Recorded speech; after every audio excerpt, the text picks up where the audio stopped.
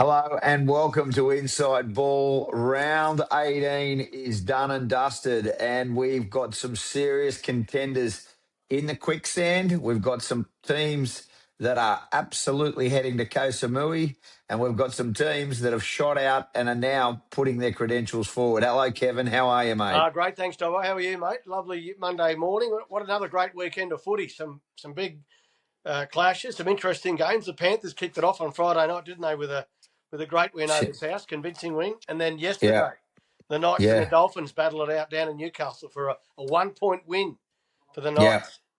All right, well, let's get to the big issues, and there's plenty a lot. Brisbane lose 8 in a row and slip to second last. With the Eels winning yesterday, they are now in 16th position. Yeah, They have a bye this week, and the run home is enormous. They have Penrith in 10 days' time. But I'm going to call it now. Cooper Cronk absolutely scathing about them yesterday in his assessment. A lot of people not prepared to call it. I'm telling you now, what are you get the telling me? phone. Get the phone. Get on the phone, boys. You're going to Koh Samui. The Broncos are going to Koh Samui, unfortunately, which is a really sad state for a team that was premiers last year. They won't make the 8. I can't see them making the 8. They're 4 points from 8, so it means every team in the 8 has to lose. Plus, they can't afford to lose a single game. Plus, they need differential. It's an impossibility. And they might say that they have hope. They might say that they feel that there's still a chance. And I'm really happy for them to think like that because you have to talk like that. But their season's Yeah. cooked. It's over. And it's a really disappointing situation. I know everybody at the club would be upset. Kev, I could only imagine you've actually walked that track off the back. You were 3 minutes away from winning a grand final. The following year, you had injuries, things didn't go. But that Yeah. club at the moment is on its knees. Well, they've lost 8 in a row, Dobbo. Yeah, they are sort of struggling. I thought Cooper's comments were a little bit harsh. I mean, they've been in games and they just couldn't. And I think Cooper mentioned about cutting corners. That's not happening at the Broncos. They're not cutting corners. But what's not happening for them? They haven't got their best players, Dobbo. That's one thing. You need your. And I know every team has injuries, but they just really do need their key players back. Kev, Yep. I don't agree with that. I get they need players, but I saw a Parramatta team yesterday up against Manly. They're expected to lose. That got committed in the tackle, Yep. committed in defence, kept their error rate down. 3 errors, 5 metres out from their goal line. Playing the ball errors are, mate. That Yeah. stuff happens at under 14. So No, but that's the not cutting corners, though, Dobbo. That is not cutting corners. They got to get their execution right, and they still had 82% ball control. So it was just at those critical times, those critical moments, they got it wrong, and that's been the case all season, Dobbo. They just haven't been able to nail those little moments in games where they nailed last year. And let's not forget last year through that final series. I can't remember the stat exactly, but the Broncos were in front of their opposition. I'm going to say for a total, I'm going to say 10 minutes of those 4 finals game or 3 finals appearances. So, yeah. they've been coming from behind and letting teams get a lead and then trying to chase them down for a long time. And it's brought them unstuck. And it brought them unstuck again on the weekend. They did make a strong fight back against the Sharks. And to be honest, Dobbo, this Sharks team were expected to beat that Broncos team on Saturday night. Really. Of course they were. Of Yeah. course they were. Look, I'm not saying the Sharks aren't going anywhere, but what I would say is that we all want the Broncos to win. Yeah, I we don't want think them there's to have a anybody good that, season, mate, yeah, the Broncos to have a good season. We want the Dolphins to have a good season. We want the Titans and we want the Cowboys. Yep. Now, Kevin, you've said this forever and a day. If you're the Broncos, you have more eyes on you. If you're the Broncos, you have more expectation. If you're the Broncos, Yep. you need to have results. And if it doesn't, there's no other job in rugby league that comes more pressure than coaching the Brisbane Broncos. I agree with So all that, Dobbo. Yeah, I agree with all 100%, right? But the effort was there from the Broncos, but they're just not executing properly. There's a few things that they're not doing right. And in the NRL, you have to get everything right. And the back end of last year, they got everything right. And it's just not happening for them at the moment. And it hasn't been happening for 8 weeks now. So, with that becomes pressure. You see some guys doing things they wouldn't normally do. So yeah, they're in a big hole, the Broncos. How do they get out of it? Well, they have to beat Penrith in 2 weeks' time. They've got the bye this week. They've got to take on the Premiers down in Sydney. and they have to win every game from now on in. So it's unlikely that they're going to win every game, but there is still some hope there for Broncos people. But it has been a disappointing season for the Broncos. We can't hide behind that fact. No, I absolutely agree with you. We will get to their game. Can we just quickly talk about, for me, the chalk, even that with Reynolds coming back, that he might not be there. The best halves combination at the moment is Reynolds and Mann. Like, Reynolds and you Mann, know, mate. yeah. Like that, I don't know why we're having a discussion that maybe it won't. And I'm not 100% convinced why people are playing Billy at 7 when Billy is the first choice number 9 in that side. Wouldn't you have had him playing in the middle, so he's not as gassed, getting him playing at 9 the whole way through? Like, why have they Yeah. been playing him at halfback? Like, I'm not blowing up. Like, I No, asked well, that question in the press conference. That does not make any sense at all to me, that Billy having to play 7 at the moment when he's a dead set starting number 9 for the Broncos. He is the best number 9 they have, and they haven't even given him any time in the middle of the field. yeah, well, again, that's not a conversation that I've even had with Billy. I haven't even asked that, but it does seem a little bit, I'm going to say, hard to work out where Billy's best football is at 9. I mean, he did play really well for the Broncos at the back end of last year at 5'8", outside Ben Hunt. I get that. But his best position is 9. All right. So, No question. yeah. But, obviously, Michael Maguire believes that, Corey Pakes and is Blake doing Moser. Blake Moser is doing.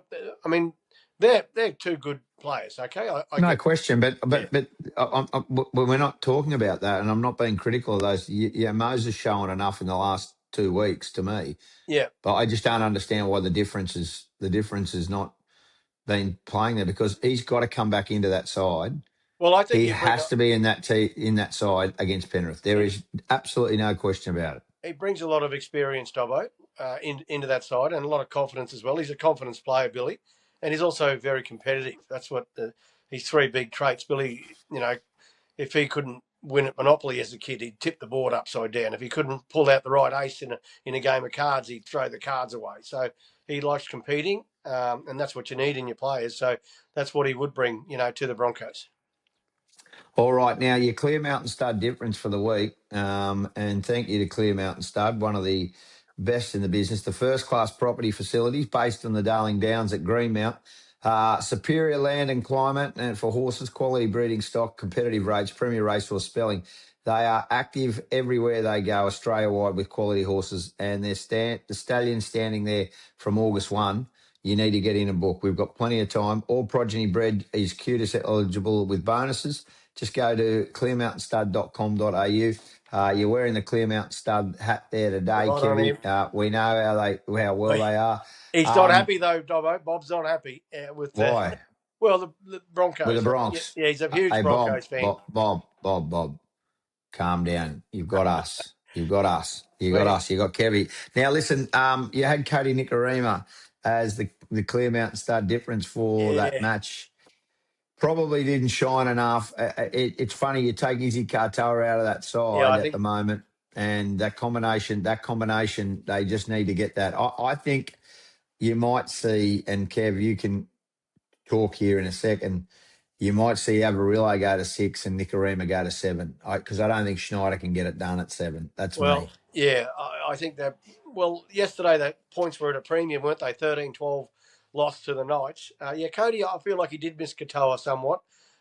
His partner in crime, certainly. But the Dolphins, let's give them some credit. They fought back in that second half. They were 12-0 down in the first half, and it was a field goal from Brown, wasn't it, to seal the deal in the 75th minute. Now, I want to go back to the game and.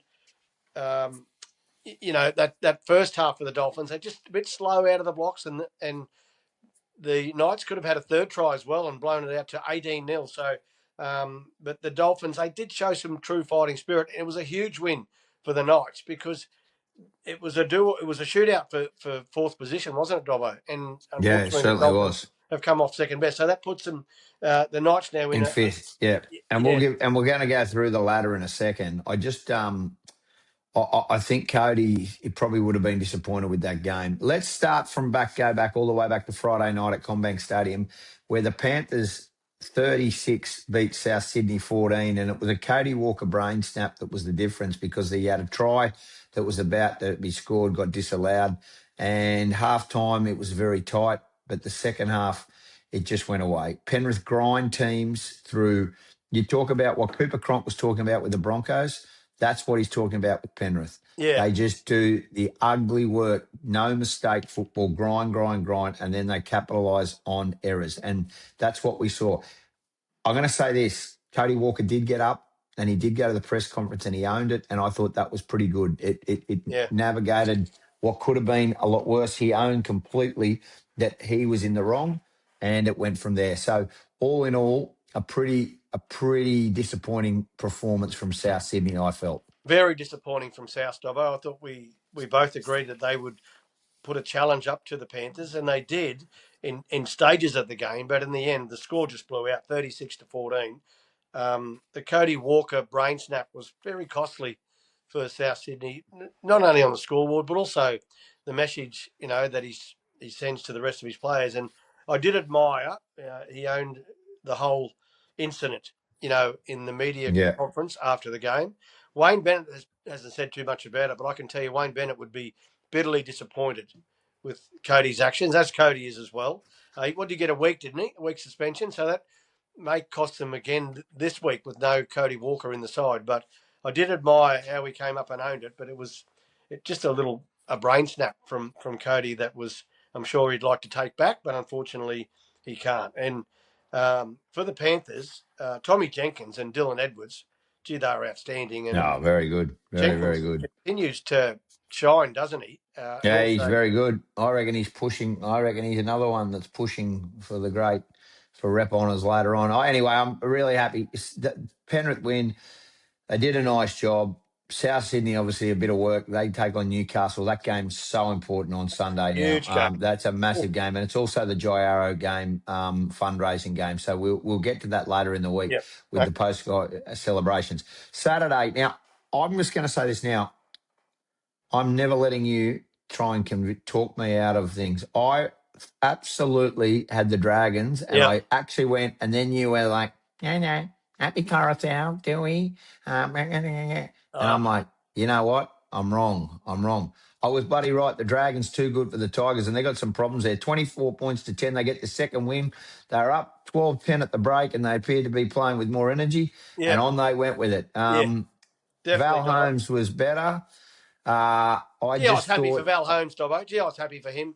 I was happy for St George because, they're actually starting to play some football that's competitive, and I like the fact that they had a win. Yeah, me too. And I was happy for the Dragons club as a whole, and their coach, Dean Young, said that in the media conference as well, that he's really happy for the players, their partners, their families, because it's been a tough year for the Dragons. All the sponsors and supporters, everyone involved in the club. I know that feeling when you get that win, and it just makes all the pressure just go away for a few hours, a few days until the next time they line up. But it was a good win from the Dragons. But the Tigers, they put 7 in an awkward position, Dobbo. That was a game they needed to win. It was a game they should have won. And the next few weeks, the Tigers have got a tough draw, so they're in trouble to make the game as well. Yeah, I think they're going to struggle. Well done to the Dragons. Now, this game we talked about at the start, Sharks 28, Broncos 16. Look, I'm not convinced by the Sharks either. Their performance, they take on the Dolphins this week. Their performance was pretty ordinary. I've got to be honest with you. It was a pretty dire game. Like, three tries to Sione Katoa. There was had Nico Hynes, had his kicking boot, he missed about 3 or 4 goals, didn't he? Yeah, it wasn't great. But it could have been more. Adam Fanua-Blake, right? No Blake Brayley out of that side. They're the only 2 main ones. Nickera as well. Right? So 3 missing from the Sharks. And they missed Toby Rudolph, and they really do miss Toby Rudolph. Yeah, Toby Rudolph's on. Yeah, so but that was their back. Their 7. The back line that's their best. That's their strongest lineup. So. I thought they did enough, the Sharks, to convince me that they'll be thereabouts in a few weeks' time. But they just opened the door up a few times for the Broncos and let them in but the Broncos weren't good enough to capitalise on that. A couple of errors at critical times was very costly for the Broncos, and the Sharks deserved their win in the end. Well, I thought that this was a real another moment for two debutants for the Bronx. Yeah.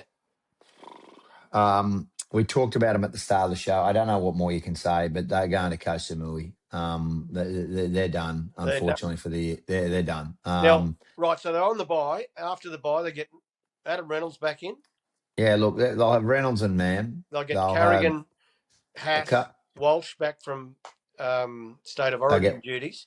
Walters is back. Billy Walters back, hopefully. And also Josiah Karapani comes back into that team as well. So that's looking more like the team that they presented last year. So maybe they can finish with a few wins and get a bit of respectability back, in the club. Oh, they'll win some more games, but I think they've got the Knights, the Dolphins, the Warriors, Penrith. Yeah. They've Bulldogs got Melbourne Bulldogs. They got a lot of hard games. They're going up to the Cowboys too, aren't they? Playing Cowboys as well. So it is a tough run home for them, and it's just going to be interesting to see. And they'll probably have to start doing a little bit of a rebuild in the sense of planning towards next year. Look, they still think mathematically they can make the 8.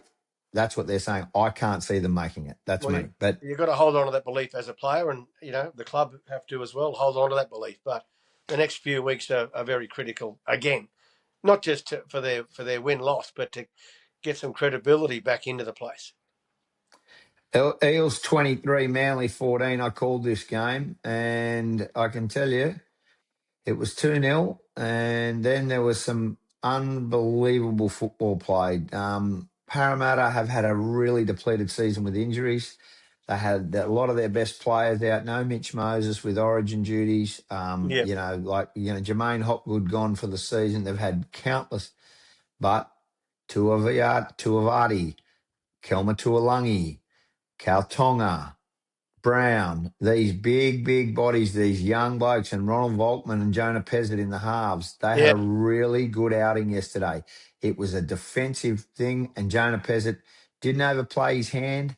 At the end of it, he just scored that great little try, and he showed enough to me to say that there's something there. And I thought he was quite good yesterday. I thought that Ronald Volkman, they've really unearthed and got a good footballer there. He scored a good try, didn't he, as well? Yeah, definitely. But the pass of the year has to go to Dylan Walker to Kelma Tuolangi to score that try. That was unbelievable. It was a good game. I'm more disappointed with Manly. I really am. I think Manly have hit a real rut. Like that game, they should not have lost. They were stacked, and Tommy was just a little bit off, I thought, yesterday. They missed Luke Brooks. There's still going to be some. Jamal Fogarty just has not got a big kicking game. And Joey Walsh is obviously only early in his career. I just thought they really struggled. Yeah, well, they did. And this Eels side, we get it right sometimes, Dobbo. We tipped an upset here with the Eels because their form has been good. Just haven't been able to, get a few of those sneaky wins that they've missed out on. But I thought they were very good, against Manly. Too many errors from the Manly side. And their coach admitted that after the game. They've just been inconsistent the last 6 weeks, the Manly side. Joey Walsh was solid, but for Manly, we thought they'd missed Olakau'atu, certainly. He was a big out for them. The energy and the punch that he brings is certainly was missed on the weekend. And well done to the Eels as well. They played some good footy and finished the game off much stronger. My late great father's theory came into play, Dobbo. Do not take a penalty goal inside 5 minutes. Do not shoot for goal inside 5 minutes because you're going to lose. It's just, you don't always take it, go for it. Go for the try early. What did you think of Joey Walsh? I thought he was all right. He had some good touches, a couple of learnings for him as well. He's obviously got enough talent to be a long-term NRL player, but that's going to take some time adjusting and working out the players around him. I saw a flick pass that he flicked back inside to Tommy Turbo, nearly knocked his head off, Yeah, that's the kind of stuff that I think you've got. Last tackle options getting caught. Yeah. Drifting sideways. Time, though. He's got 8 weeks to find something there for the Manly side to continue on their pathway. So a little bit of a hiccup for the Manly side, isn't it? the next month telling for the Manly club as well on where they finish in the season. Yeah, you're right.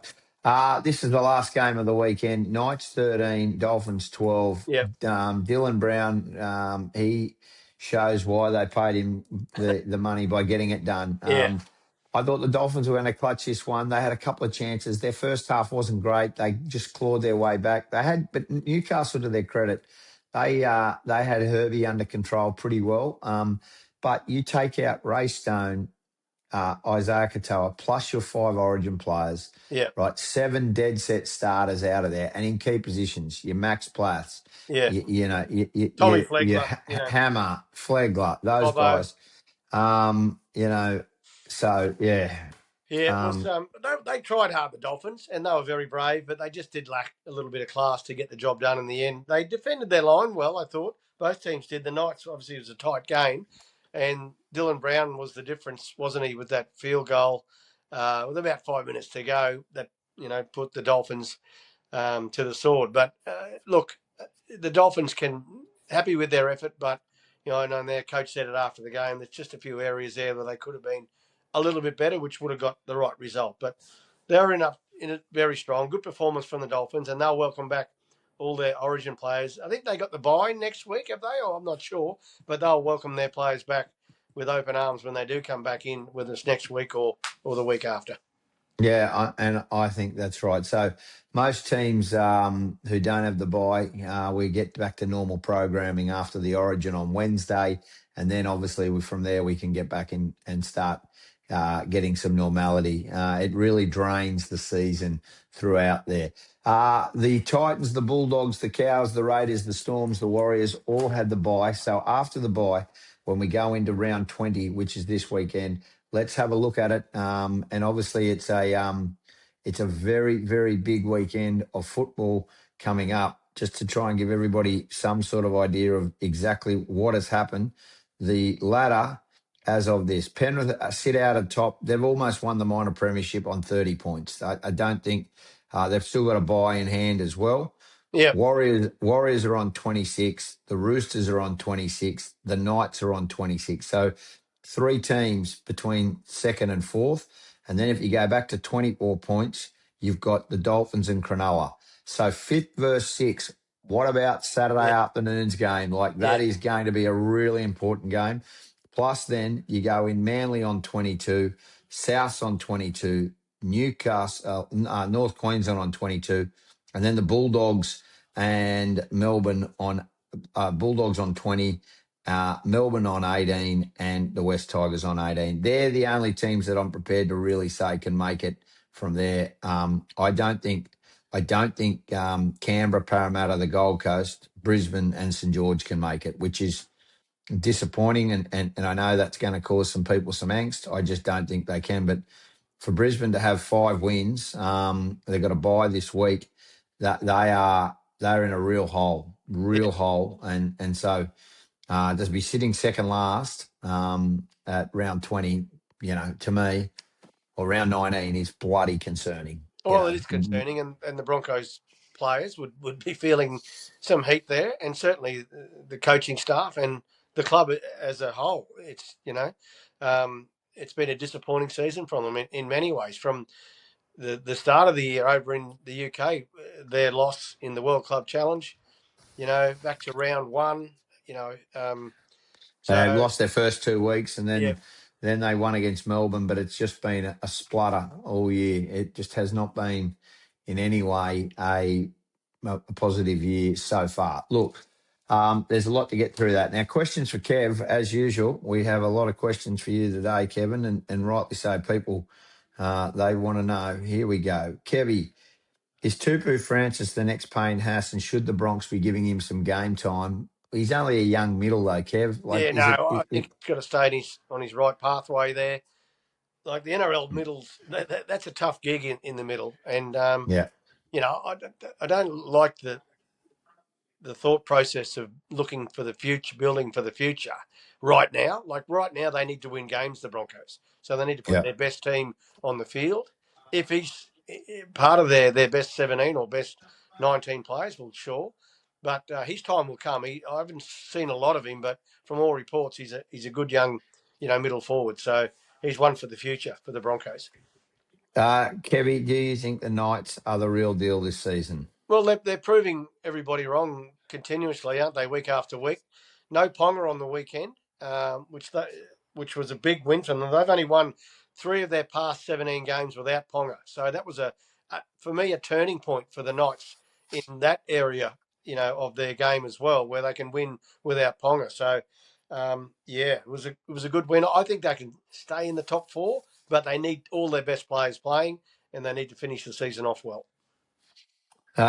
Did Jonah Pezzett remind people why he had signed at Brisbane, why Brisbane signed him yesterday? Well, he's been out, hasn't he, since round 6 or 7, Yeah. I think. Yeah. So, it was some good signs yesterday for the Broncos faithful that he, did what he did. It was a clutch moment in the game, little grubber through. I like the way that he backed himself to come up with the points, and I feel like he's that style of footballer that he does back himself, and that was good to see him, get some form going for the Eels, and that will transfer through, obviously, into years to come, whatever club he's playing at. Did you cry watching the Raging Bull documentary last night? I haven't seen it yet. I wasn't home at that time to watch the full thing, but I will. Obviously, Gordy's. I will watch it. Gordy's been a great friend of mine, and I sometimes feel he's under. People get the wrong impression of Gordy. You work with him a lot, Dobbo, and Yeah, I agree with that. I agree with that. I think he's misunderstood. Misunderstood, but he's a very honest person, and he calls it how he sees it, which we all respect about him. And just got such a lovely heart as well. For a big fella, he crosses that line. He is the Raging Bull, but off the field, he's such a nice person and would give his heart and his soul to anyone that needed it. Brad Churchy says, is Shibba the biggest fall off of the Roos last year, and now he should be in the Q Cup? Well, the last part of that, Brad's a statement, but he has been disappointing Gamut Shibasaki this year. Something doesn't seem right, but he is way off the mark at the moment. Well, he is off the mark, but I think that his contract is having, the unknown of his contract, Dobbo, would be having a big effect on his performances. When you like the Broncos, from all reports, made him an offer that was well below what his actual value is. Now, as a player, that doesn't give you a lot of confidence, to move forward. So I think that's probably having an effect on him. He's clearly a better player than what he's producing at the moment. So I think he needs to sort out his future before we'll see the best out of Yemet. But he had a great season last year, and he's a very good player. So it's disappointing to see that he's not playing to a standard where we all know that he can. How long till you will be announcing the Australian assistant coaches? We'll get through the Origin series. It's been a lot on everyone's plate, so we'll get through that, and there'll hopefully be some announcements inside the next month.